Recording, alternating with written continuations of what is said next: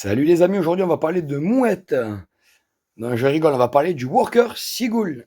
Alors celui-ci est un peu spécial. J'ai réussi à l'avoir par mon collègue Ed Blast Mode, qui a une boutique de blasters verts chez lui entre la frontière française et belge. J'ai pu avoir ce blaster là pour le même prix que sur Blaster Time, sans les frais de port. Du coup, j'ai économisé, on va dire, 11 à 15 euros.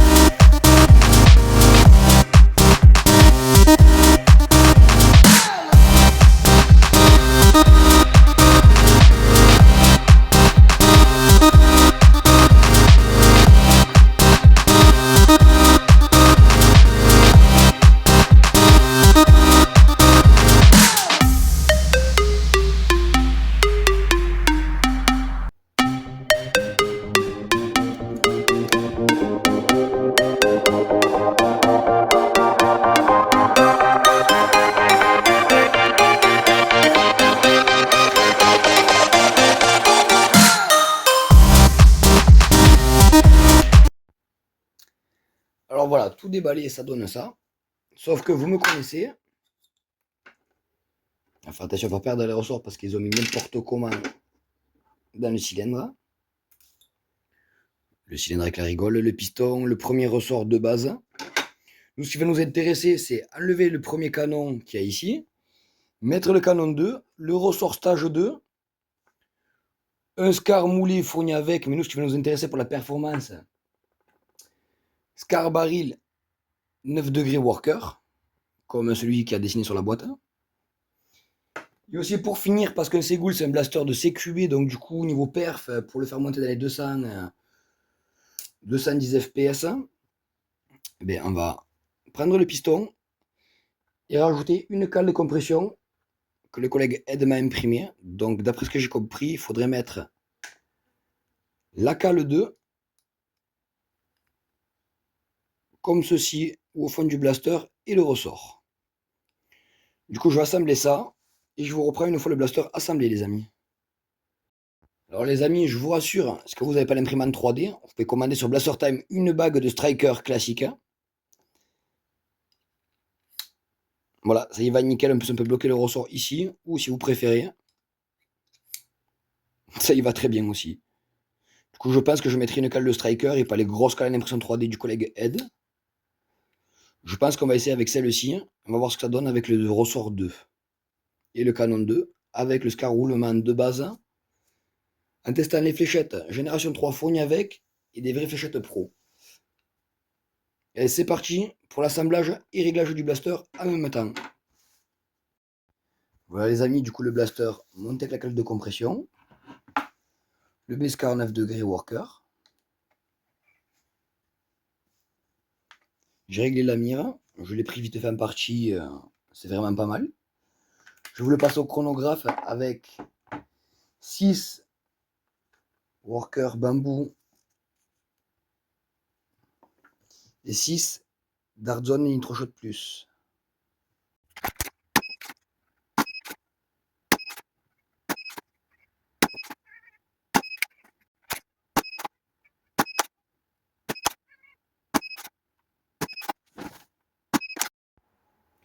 Alors, même avec du coup un Beskar Worker 15 degrés et le 9 degrés. C'est des performances de fou et précision de fou. Je vais refaire un chargeur de Nitroshot.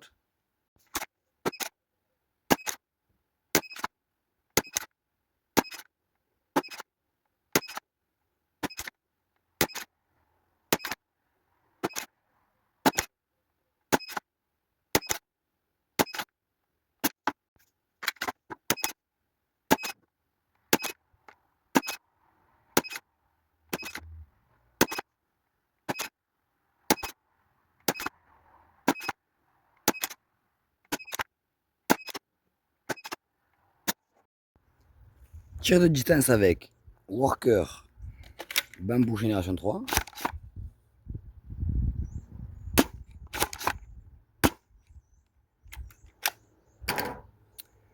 Dart Zone Nitroshot Plus.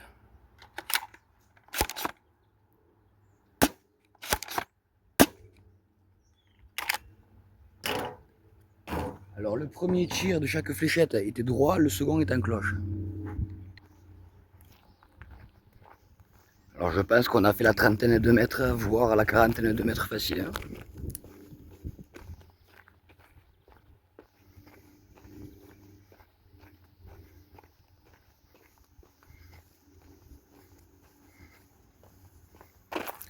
Bon là, à partir de là, on a les 42 mètres. 42 mètres la première worker. 42 mètres, quasiment 42 mètres la première Nitroshot 1 gramme. Je pense que les autres tir en cloche, elles ont dû passer les...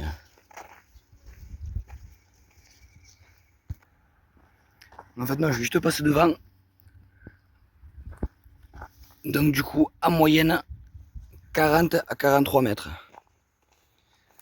C'est vraiment pas mal. On va voir si on a la précision avec les organes de visée de base du blaster. Alors test de tir dans la cible avec les workers Bamboo Gen 3 en premier.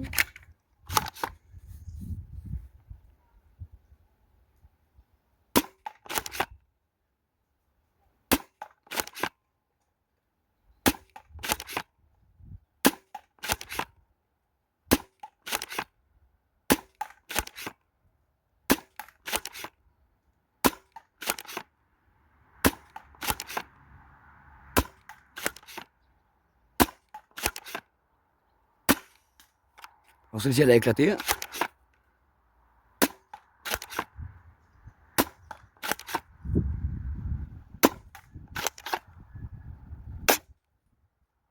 On commence à y avoir un peu de vent, mais c'est pas mal. Le deuxième chargeur de worker.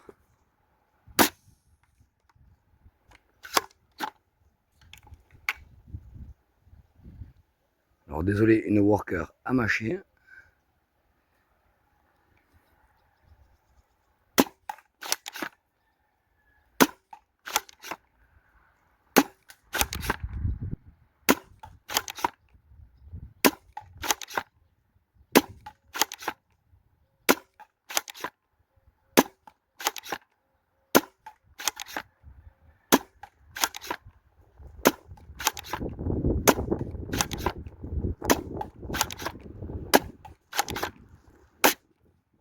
Alors, il y a eu 3 fléchettes ratées et 2 de mâchées. Donc sinon dans l'ensemble c'est pas mal les workers. Alors maintenant les Dart Zone Nitroshot Plus.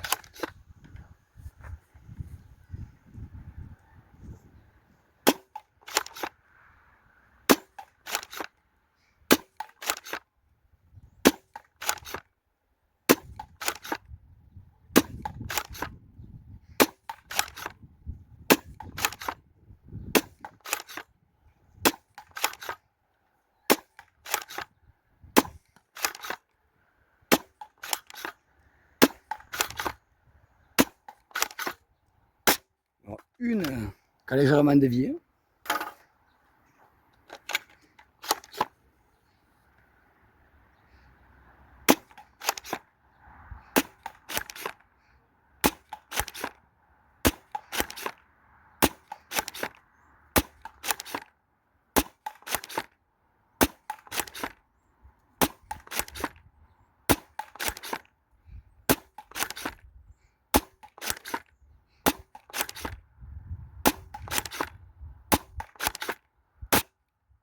Alors pour des tirs assez rapides, je suis plus précis avec le NitroShot. Je fais beaucoup plus de fois le centre noir. Alors honnêtement, c'est un très bon blaster avec des très bonnes fléchettes, c'est un régal. Alors je vais essayer de faire un chargeur de NitroShot. J'ai zoomé un peu plus.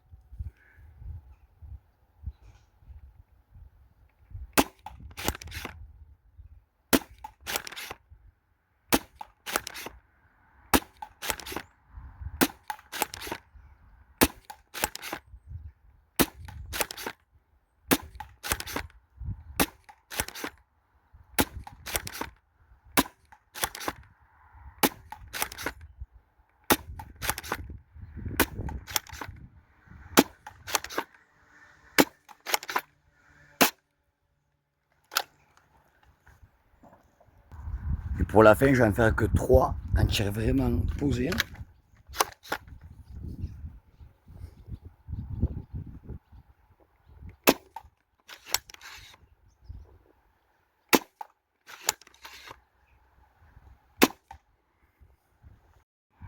Voilà les amis, c'était la présentation du Worker Seagull en 2 joules. Alors vous avez vu, c'est simple. À l'assemblage, vous rajoutez une cale de compression de striker classique, un SCAR 9 ou 15 degrés Worker en aluminium, des Worker génération 3 bambou ou des Dartzone NitroShot Plus dans l'idéal. Mais dans tous les cas, c'est un très bon blaster. Il a la patate, la précision, même avec les organes de visée de base. Du coup, je vous le conseille niveau rapport qualité-prix, ça vaut vraiment le coup. Ce blaster est fait pour les bâtiments et pour l'extérieur. Je préconise d'enlever le tampon de crosse et de rajouter une crosse airsoft pour avoir un peu plus de longueur. J'espère que ça vous plaira. Je vous dis à très bientôt.